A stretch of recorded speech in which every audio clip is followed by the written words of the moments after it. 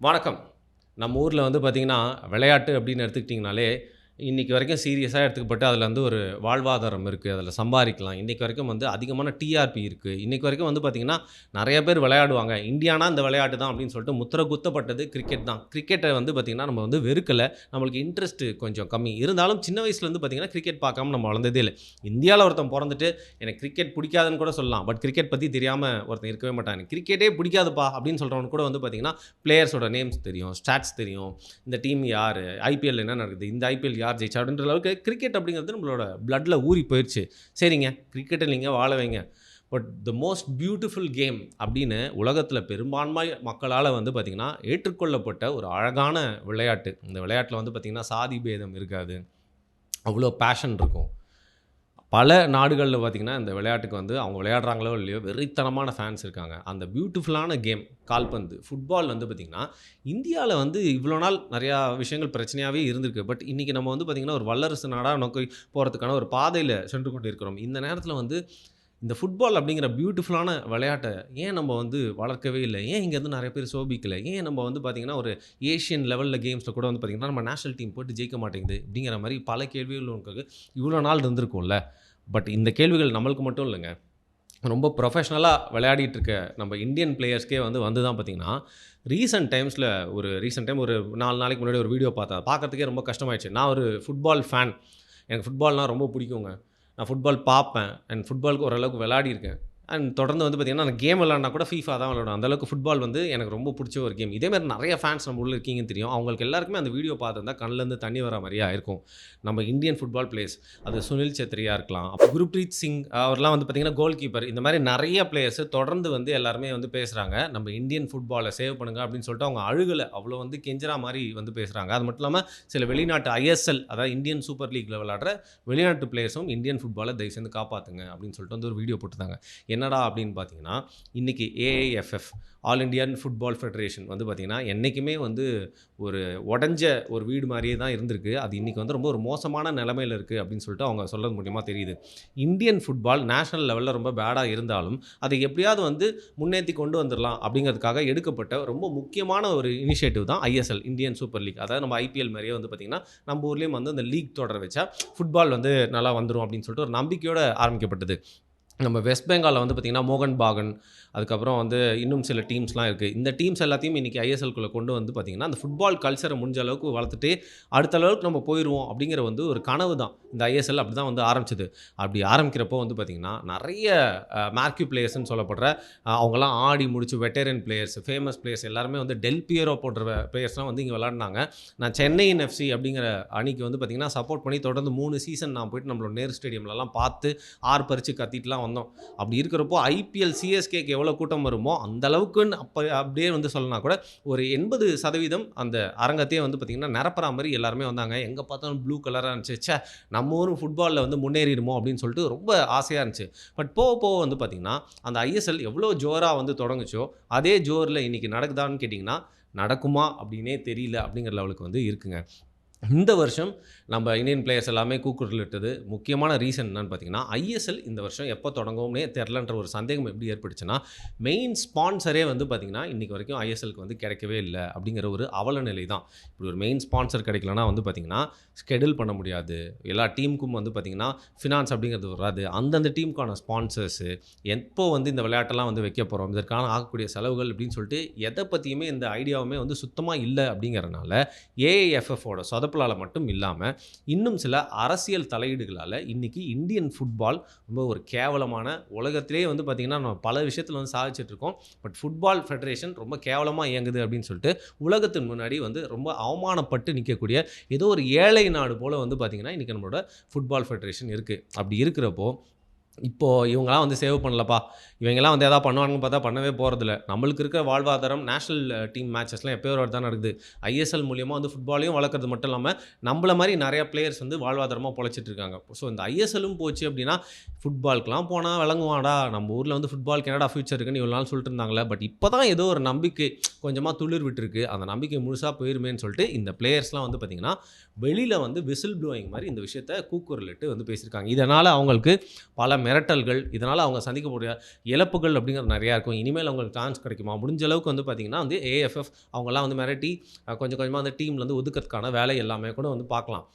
But அந்த ரிஸ்க்கெல்லாம் வந்து தாண்டி இந்த ஃபுட்பால் எப்படியாவது நம்ம ஊரில் வந்து பொழைச்சிக்கணும் அப்படின்னு சொல்லிட்டு கூக்குரலிடுற அளவுக்கு தான் நம்ம ஊரில் ஃபுட்பால் இருக்குது.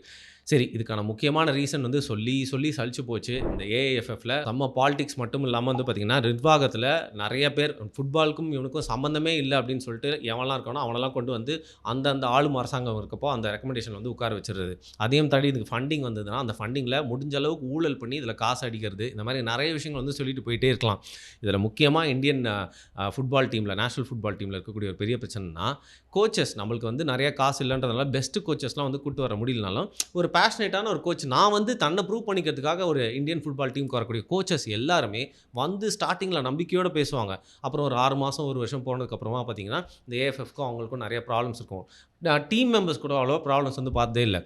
பட் ஒரு பாயிண்ட் ஆஃப் டைமில் ஒரு ப்ரெஸ் மீட் வச்சு, இங்கே வந்து நிறையா ஊழல் இருக்குது, இங்கே இந்தியன் ஃபுட்பால்லாம் விளங்கிறதுக்கான சான்ஸே இல்லை அப்படின்னு சொல்லிட்டு புலம்பிட்டு இந்த மாதிரி எத்தனை கோச்சஸ் போயிருக்காங்கன்னு நீங்களே வந்து ஹிஸ்ட்ரி எடுத்து பாருங்கள். அவ்வளோ ப்ரெஸ் மீட்ஸு, அவ்வளோ ஆர்டிகல்ஸ் இருக்கும். அப்படி வந்த எந்த கோச்சஸுமே வந்து இந்தியன் ஃபுட்பாலை உருப்பிட வைக்கணும் அப்படின்னு நினச்சிட்டாங்கன்னா அவனை தான் முதல்ல வந்து ஏஎஃப்எஃப் வந்து ஒதுக்கும். இதற்கான முக்கியமான ஒரு கான்ஸ்பிரசி மாதிரி இருக்கும்.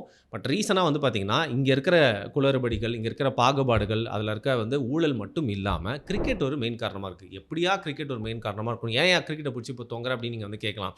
இந்தியாவை பொறுத்த வரைக்கும் இந்தியாவுக்குன்னு ஒரு அடையாளம் இருக்குது, அதுதான் கிரிக்கெட்டு. அந்த கிரிக்கெட் வந்து பார்த்திங்கன்னா ஒரு குறிப்பிட்ட சில நபர்கள் மட்டும்தான் அந்த கிரிக்கெட்டை கைப்பிடியில் வச்சுருக்காங்க. அண்ட் பிசிசிஐ அப்படிங்கிறது one of the largest sports governing body. ஐசிசியோட பெருசு அப்படிங்கிறது நம்ம எல்லாருக்குமே தெரிஞ்ச விஷயம். அப்பேற்பட்ட ஒரு ரவுடித்தனம் பண்ணக்கூடிய ஒரு இடத்துல இருக்கக்கூடிய அந்த பிசிசிஐ என்ன பண்ணுறாங்கன்னா, தப்பி தவறி கூட உலகத்திலே அதிக பேர் பார்த்துட்டு இருக்க இந்த ஸ்போர்ட்டான ஃபுட்பாலை எல்லாருமே பார்க்க ஆரம்பிச்சிட்டாங்க. அதன் நோக்கி வந்து பார்த்திங்கன்னா இன்ட்ரெஸ்ட் போயிடுச்சு அப்படின்னா, நம்மளோட கிரிக்கெட்டோட பொழப்பில் மண்ணெளி போட்டுருவாங்களே அப்படிங்கிற ஒரு பயம். ஏன்னா 90ஸ்க்கு அப்புறம் வந்து பார்த்திங்கன்னா கொஞ்சம் கொஞ்சமாக ஃபுட்பால் பார்க்குற பழக்கம் அப்படிங்கிறது ரொம்ப அதிகமாகி இன்றைக்கி வந்து பார்த்திங்கன்னா ஃபுட்பால் பார்க்குறது நம்ம பேஷனேட் ஸ்டேட்ஸ் அப்படின்னு சொல்லப்படுற நார்த் ஈஸ்ட்டாக இருக்கலாம், வெஸ்ட் பெங்காலாக இருக்கலாம், ஏன் கேரளாவாக கூட இருக்கலாம், இந்த மாதிரி ஸ்டேட்ஸையும் தனி கோவா, இவங்க எல்லாருமே வந்து ட்ரெடிஷ்னலாக ஃபுட்பால் பார்க்கக்கூடியவங்க, விளையாடக்கூடியவங்க. அவங்க தான் வந்து ஃபுட்பால் வந்து உங்கள் பிளட்லேயே இருக்குன்ற மாதிரி இருக்கும். பட் அதை தாண்டி நம்ம தமிழ்நாடு போன்ற ஸ்டேட்ஸ்லையுமே ஃபுட்பால் பற்றின அவேர்னஸ், ஆர்வம், அதை போய் கற்றுக்கணும், கோச்சிங்கில் போய் சேரணும் அப்படின்னு சொல்லிட்டு நிறைய பேர் வந்து முன் வர ஆரம்பிச்சிட்டாங்க. ஒன்று ஃபுட்பாலோட ரிஃப்ளெக்ஷன்ஸ் எங்கெல்லாம் இருக்கும்னு பார்த்தீங்கன்னா, இந்த மாதிரி வந்து போய்ட்டு நிறைய இடத்துல கோச்சிங் சேர்றது, அது மட்டும் இல்லாமல் வந்து பார்த்திங்கன்னா ஃபுட்பால் ஜெர்சிஸ் வந்து அதிகமாக கண்ணில் படுறது. அண்ட் நீங்களே நிறைய பார்த்துருப்பீங்க, இன்றைக்கி டர்ஃபில் வந்து பார்த்திங்கன்னா வந்து எல்லாருமே கிரிக்கெட் விளையாடுவாங்களா, அதுக்கு ஈக்குவலாக இன்றைக்கி வந்து ஃபுட்பாலும் வந்துருச்சு.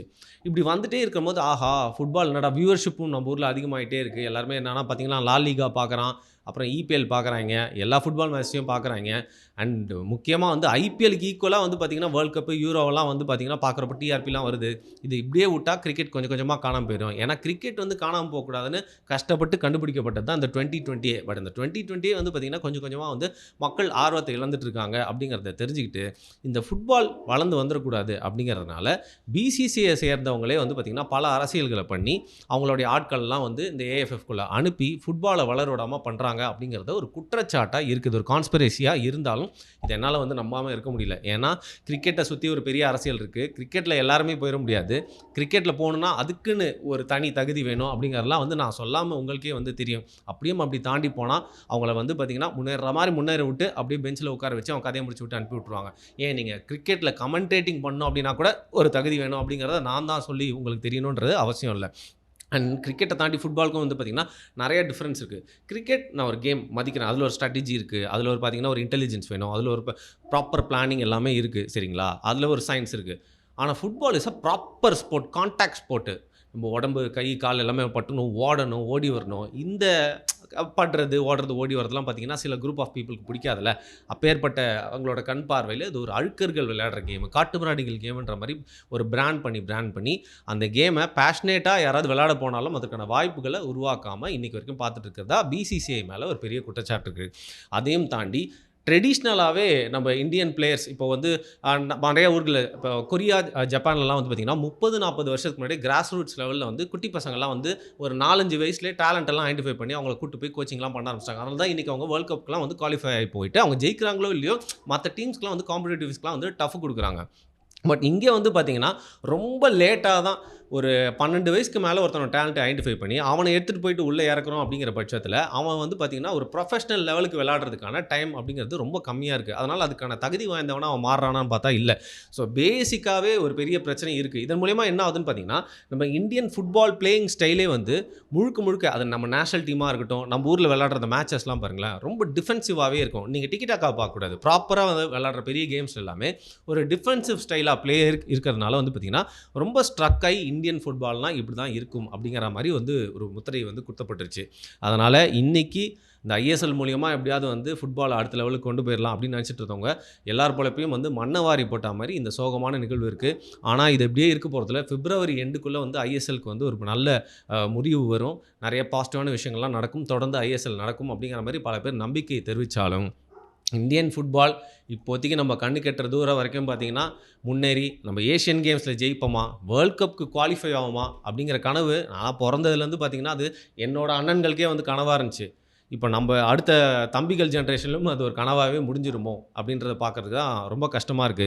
ஃபுட்பால இன்னைக்கு வந்து பார்க்கறதுக்கு ஆட்களுக்கு பஞ்சமே இல்ல. பட் ஃபுட்பால விளையாடணும் அப்படின்னு நெனச்சா, அதற்கான எத்தன அவென்யூஸ் இருக்கு. அது ப்ரொஃபஷனலா அது போறாங்க அப்படிங்கிற பட்சத்தில, இப்போ கிரிக்கெட்ல போறாங்கன்னா பார்த்தீங்கன்னா, அங்க வேலை கிடைக்கும், இங்க வேலை கிடைக்கும் அப்படிங்கிற மாரி அத சுத்தி ஒரு ஈக்கோ சிஸ்டம், அத சுத்தி ஒரு லைவ்லிஹுட் இருக்கு, ஒரு முன்னேற்றம் இருக்கு அப்படிங்கிற மாரி, ஃபுட்பாலுக்கு எந்த அளவுக்கு நம்ம அரசாங்கம் சப்போர்ட் பண்ணுது, சப்போர்ட் பண்ண விடுறாங்க அப்படிங்கிற ஒரு கேள்வி இருக்கு.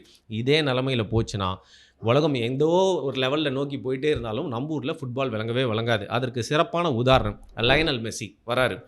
அவர் வந்து பார்த்தீங்கன்னா, தெலுங்கானால வராரு. அங்க இருக்கிற ஈவென்ட்ல கரெக்ட்டா எல்லாமே முடிஞ்சது பார்த்துட்டு போயிடுறாங்க. அதுக்கப்புறம் வெஸ்ட் பெங்கால் போறப்போ, நம்ம ஊரோட ஃபுட்பால் ஏன் விளங்கலன்னு அந்த பார்த்தீங்கனாலே தெரியும். அங்க இருக்கிற அரசியல்வாதிகள், போலீஸ் ஆஃபீசர்ஸ் எல்லாருமே வந்து அவங்க குடும்பத்தலாம் கூட்டிட்டு வந்து மெஸ்ஸியோட டீ ஷர்ட் புடிச்சு இழுத்து ஃபோட்டோ எடுக்கிறது. ஒரு பணக்கார ஆளோட பொண்டாட்டின்னு நெனைக்கிறேன். ஒரு ஆக்சுவலா அரசியல்வாதியோட பொண்டாட்டி. அவங்க வந்து பார்த்தீங்கன்னா, மெஸ்ஸி ஏதோ ஒரு மேனிக்யூன் மாரி நெனச்சுட்டா கூட ஃபோட்டோ எடுக்கிறது.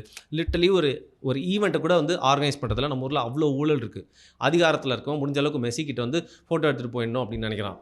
அதே மாரி தான் இந்தியன் ஃபுட்பாலும். இங்க வந்து பார்த்தீங்கன்னா, நெறைய பேருக்கு பேஷன் இருக்கு. விளையாட வராங்க. முழுக்க முழுக்க டெடிகேட் பண்ணி வந்து ஃபுட்பால்க்காகவே தங்களோட லைஃப்ப வந்து டெடிகேட் பண்றதுக்கு ரெடியா இருந்தாலும், அவங்கள மேல கொண்டு வர்றதுல பல அரசியல் இருக்கிறதுனால, இந்த உடைஞ்ச ஸ்ட்ரக்சர நிமித்தி எழுப்புறதுக்கு அ ஒரே ஒரு ஆட்களால, இல்ல ஒரே குரூப் ஆஃப் பீப்பிளால ஏன் இன்னைக்கு விளையாடிட்டு இருக்க பிளேயர்ஸால மட்டும் முடியாது.